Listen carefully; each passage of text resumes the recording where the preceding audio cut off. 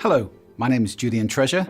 I'm author of the book Sound Business and chairman of the Sound Agency and 4-time speaker on TED.com about, you guessed it, sound.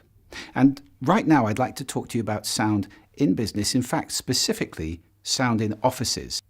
There's a big survey which is done on a rolling basis called the Leesman Index. It surveys dozens and dozens of factors which affect people's productivity.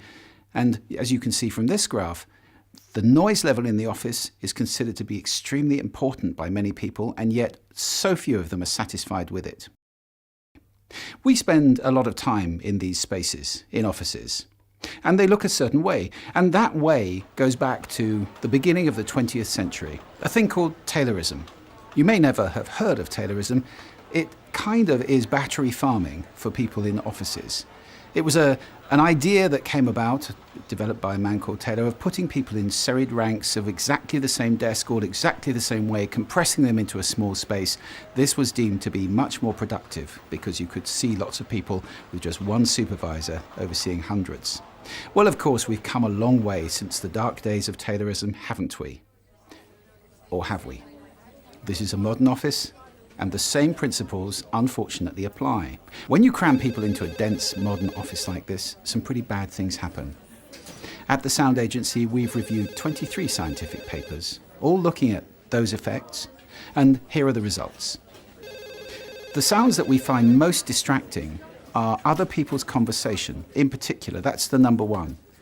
We have bandwidth for just 1.6 human conversations, so other people's conversation is immensely distracting to us. Secondly, phones ringing. We all hate phones ringing because we're kind of hardwired to do something about a ringing phone. It's a very distracting sound when you're trying to think. It's also distracting when we have no control over the sound that's going on. If we can't do anything about it, we find it frustrating. Of course, if you had a big volume knob for the sound in the office, it would be fine. You could just turn it down when you want. And then there's variability. If the sound is hard to predict, then we find it much more disturbing. If we could predict it, we can acclimatize to it, but we can't if it's happening at random intervals. So those are the things that really get to us, and the results of those things are threefold. First of all, annoyance. We get frustrated and angry at the sound. Also distraction. We simply can't think. And thirdly, stress. It sets up a stress response inside of us. Stress hormones are being released, and it makes us ill, actually, in the long run.